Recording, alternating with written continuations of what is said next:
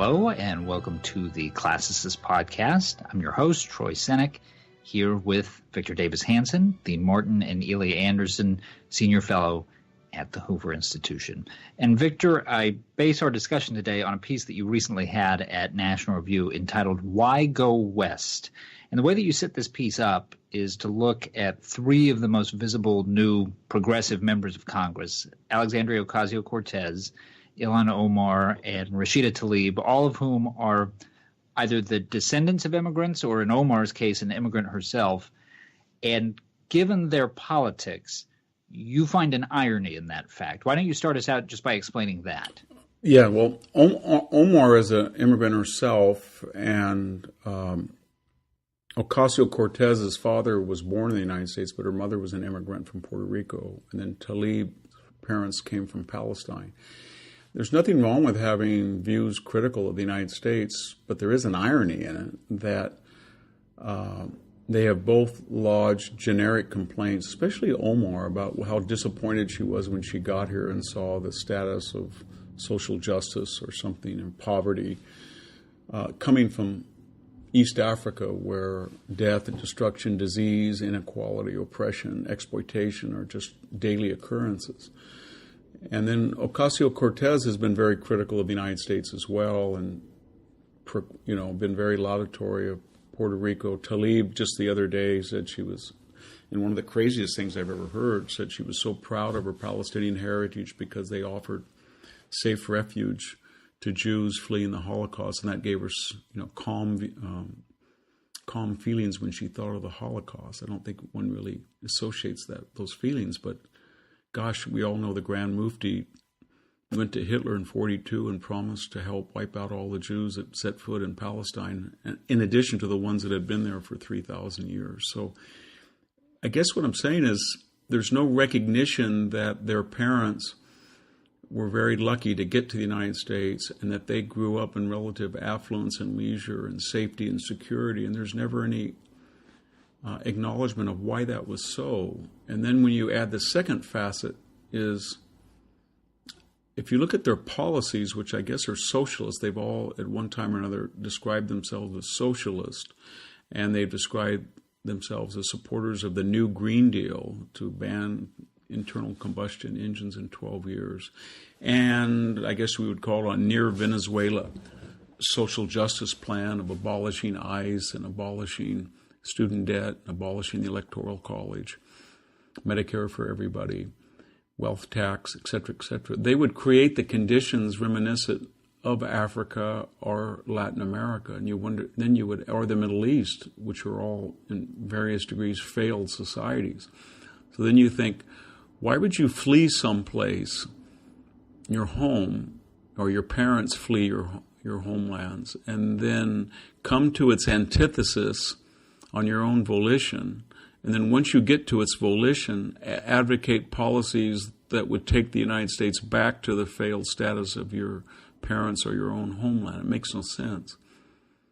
It's analogous to Californians, that complain about terrible services and high taxes, and they go to Texas or Nevada and they try to recreate California.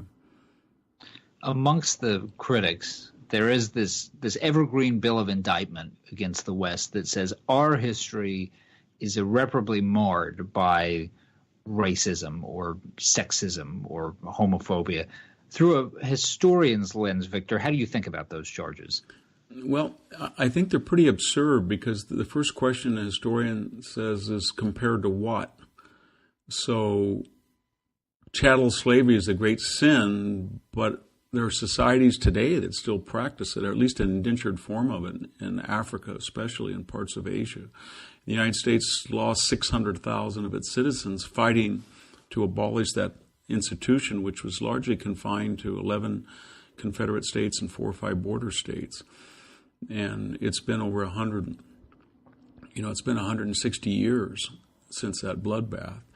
Then the other thing is that country doesn't have to be perfect to be good, because inherent in the Declaration and the Constitution was this Western idea of self-critique, evolution,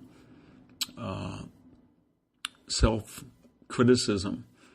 And that's lacking in most other cultures. So almost immediately from our founding, people were saying we should do this, we should amend that, we should have a Bill of Rights, we should do this. So we're always evolving along these principles, whereas most countries are not doing it. And then finally, more concretely and empirically, why do we have the most immigrants of any country in the world each year? And in fact, we're almost at the point where we have more immigrants trying to get into the United States, or at least arriving in the United States, than all the other immigrants to all the other countries combined.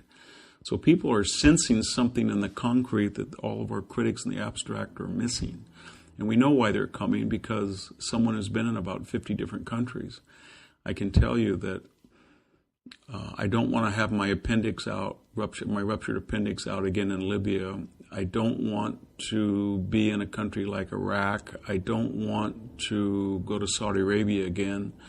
I got very ill in Egypt. I don't feel safe, or I don't feel it's healthy in most parts of Mexico that I've gone to. And there's a certain Inouye or Lotus Land la-la-ism when I go to the Netherlands or Western Europe. So it seems to me, without being too chauvinistic as an American, it compares pretty well with all these different paradigms. Well, I want to pick up on that, because the fashionable criticism of Western culture, Western civilization these days, is that phrase is really just a euphemism for a kind of Western chauvinism, that other cultures have their own distinct traditions that have their own value.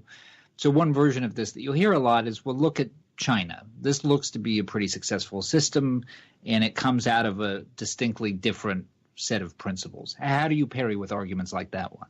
Well, I agree that China has a very venerable culture. It's got a rich literature. It's got a rich art. There's no doubt about it. But if you're talking about core values, China has no tradition of constitutional government. It has no tradition of anything remotely resembling the Bill of Rights.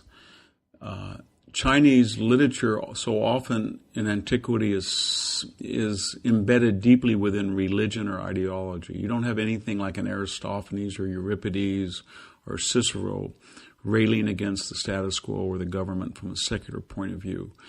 And then there's always this reductionist argument of emulation. I mean, when China builds an aircraft carrier, it looks like a Western aircraft carrier. Why don't they build an indigenous design?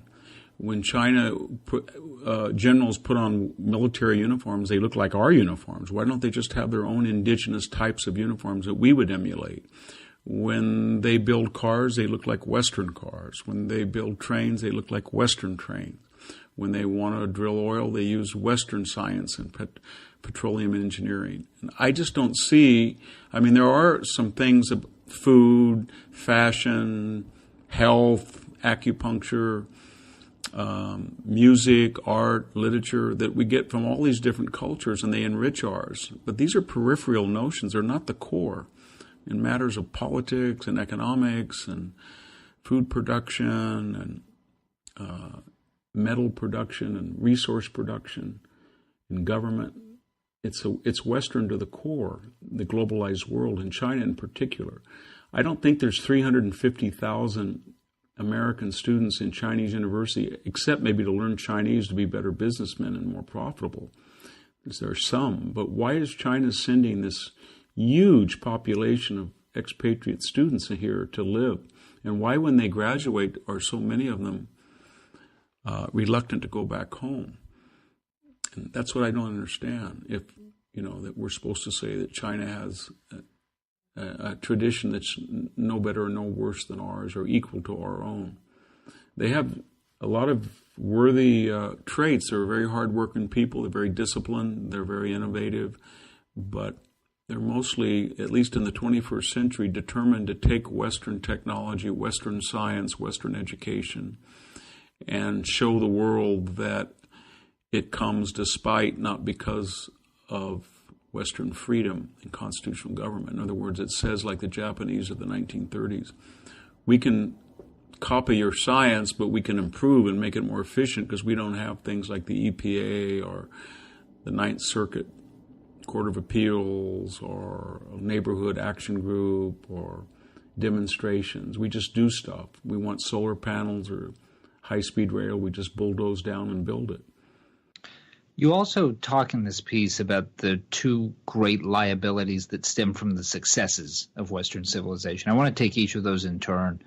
The first that you identify is that the very fruits of the economic system, the affluence and leisure, can themselves be corrosive of the system that produced them. Explain that. Well, that's been a theme in Western literature and philosophy going back to critics like Hesiod in the 7th century BC, and then Roman satirists like Petronius, or biographers like Suetonius, or historians like Tacitus, all the way into the German nihilist, Nietzsche, Spengler, Hegel. And their argument is always the same, is that the problem with the West is not that it's incompetent, but it's too competent. And by that I mean the marriage of market capitalism and constitutional government and freedom means that the individual citizen is soon given such wealth and abundance and is freed from drudgery and can say and do what he wants that it's very hard to enforce some type of discipline on the appetites, that he overindulges, that he becomes decadent.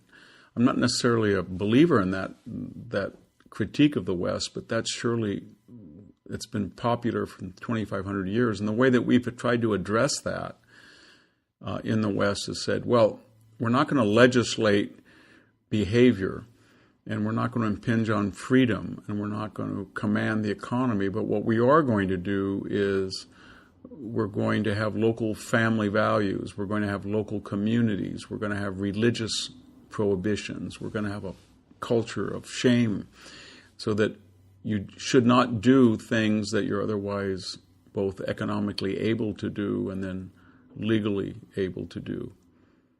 But it's very, in times of great prosperity as we're experiencing now, it's very difficult when you look at our urban coastal cultures, especially in the big cities. I mean, we're prolonging adolescence. We've got record low fertility rates.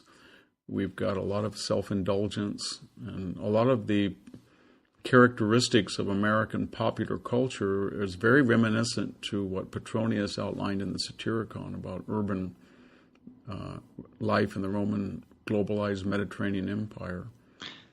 The other potential liability for the West that you point out in this piece is how delicate the balance between freedom and equality is, and how easily things can go off the rails if we get that balance wrong. Tease that out for us.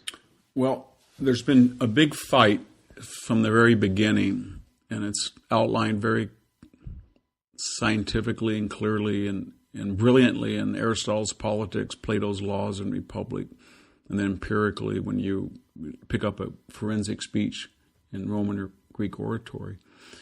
And it's that should we have an equality of result, which means people have the freedom to do whatever they want?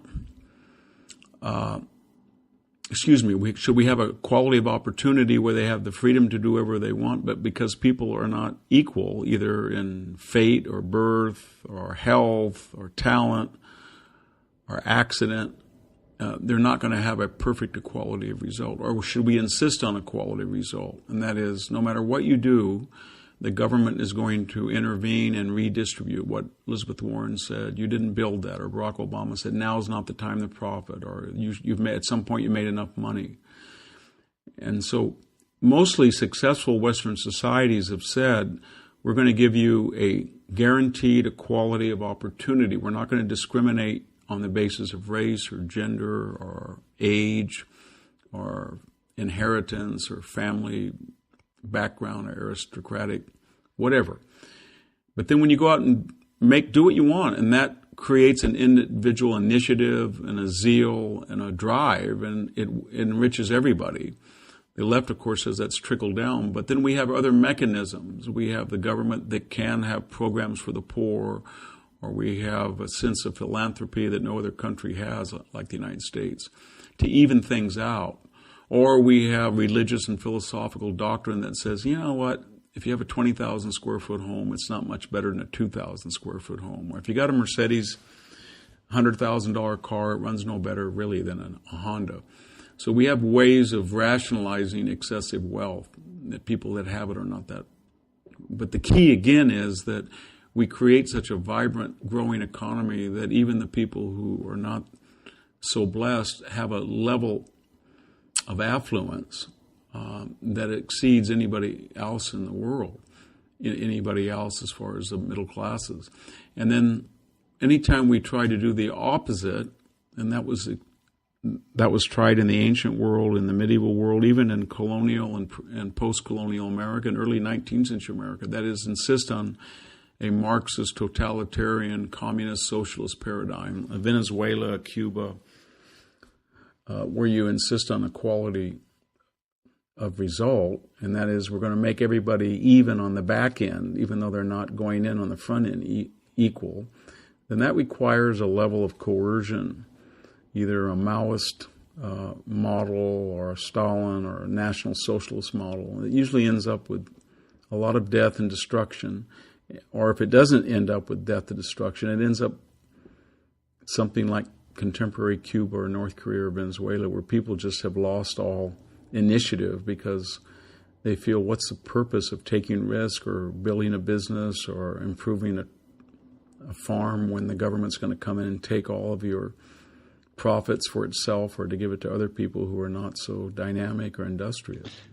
Final thing that I'll ask you, going back to the three freshman members of Congress that we started this conversation on, should we think of this political trend as cyclical or secular? By which I mean, is there something uniquely menacing about having people in power, I mean, indeed a substantial part of the progressive intellectual movement right now, adopting this hostile disposition towards our cultural heritage, or is this just another iteration of something that we've seen before? I'd like to think it's another iteration in a sense that, Eugene Debs got, I guess it was 2 million votes during the Depression as a third-party socialist candidate. When I was in my teens, I can remember almost every day on the news there was a terrorist bombing somewhere. I went to UC Santa Cruz that had recently opened. I remember 600 kids walking down to protest this or that and opening all the pasture gates to free the cows so these cows would go out and get hit in the traffic.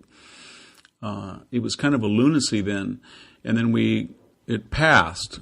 And it usually it reflects a sense of youthful outrage at revolutions of 1848 or tension. And in the 60s, it was the Vietnam War, which led to women's liberation, to civil rights, etc.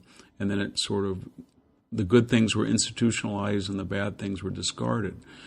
And that's, I think, where we are now, in the sense that we have a whole cohort of young people that have $1.5 trillion in debt. And they're starting to realize that all those studies courses they took did not result in really any education, except they were kind of arrogant because the courses were zealous. They were deductive. They said, we're going to come into my class and you will be a global warming advocate of stop global warming. Come into my class and you will want to have a racial spoils system, et cetera, et cetera. So all of these young people now are paying off these astronomical loans.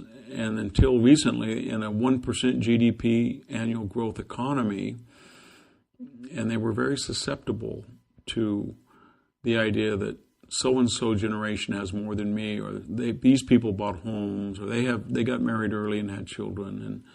And then to rationalize their inability to get the type of lifestyles they want, then they blame people. They blame the system, or they blame wealthy people, or they blame white males, or whatever it is. But their protests and their flirtations with socialism, they reflect a profoundly unhappy generation. They remind me of those two commercials. One was Pajama Boy, the kind of spoiled little guy that was an adult, but he was dressed up in children's pajamas, drinking hot chocolate and saying, "Buy Obamacare." And then the other was Life of Julia, where a woman, a cartoon type of character, says, from the very moment she was born to the day she dies, there's a government program for her.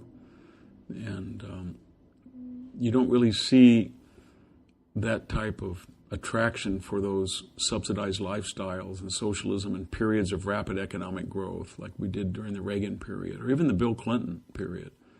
But after 8 years of a stagnant Obama economy, I think socialism became more palatable, at least the idea of it, because we've never really quite done it. Sometimes when I pay my tax returns, I think it's socialism, but we haven't quite done it yet. And if they did it, I think the romance would quickly dissipate. All right, you've been listening to the Classicist podcast with Victor Davis Hanson. Remember, you can read Victor's work at Defining Ideas at hoover.org, as well as at victorhanson.com. And if you enjoy the Classicist, please rate the show on iTunes. For Victor Davis Hanson, I'm Troy Senek. Thanks for listening. This podcast has been a production of the Hoover Institution. For more information about our work, please visit hoover.org.